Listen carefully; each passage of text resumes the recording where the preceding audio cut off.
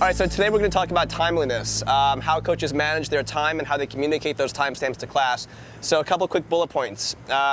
Coaches on site and ready 5 to 10 minutes before each class. So what we don't want is a coach kind of running in just as the class is about to start, frazzled, getting their bag down. We want to make sure that you guys are on site, ready to go, make sure that the coach is prepared, they know the programming, so they can start the class on the hour without having to rush into it. This is probably the biggest thing. My coaches can attest to that, how diligent we are about this, that all classes start on time. The 8 a.m. class starts at 8 a.m., not 8:01, not 8:02, not 8:05, not 7:59, but 8 o'clock. We've got big wall timers. The second that thing turns over, we're starting the next class.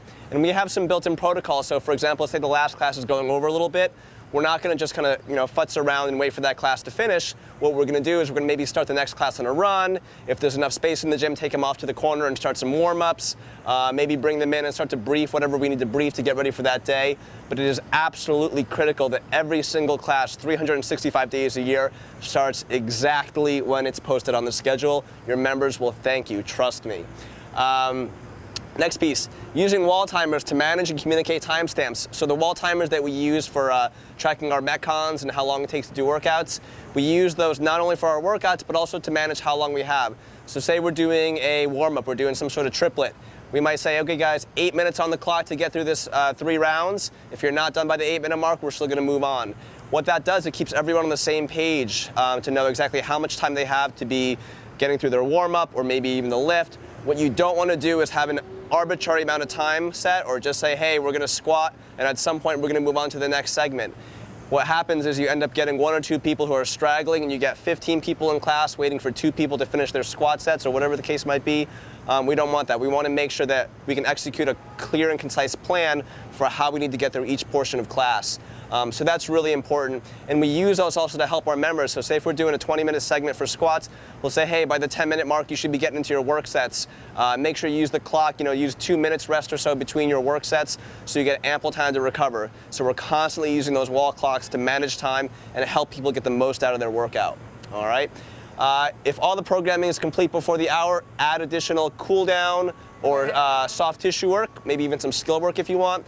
So maybe you do Fran that day, you guys warm up, you hit it hard, it's a small class, there's 15 minutes left in class. Don't just say peace, those people are there for the hour. You're gonna give them your coaching for the full hour. So maybe grab a foam roller, maybe we're gonna do an extended cool down, maybe we're gonna talk about what is CrossFit, whatever the case might be, but you have those people capped for the hour, use the entire hour.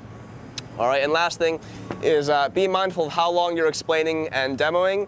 I'm sometimes guilty of this, so I have to keep this in mind for myself. But it's really easy for us as coaches to get really heady about this stuff, start talking about the workout, slice and dice it 10 to 15 different ways, and before you know it, 5 to 10 minutes has passed, people are shuffling around, people are getting cold, people are getting bored.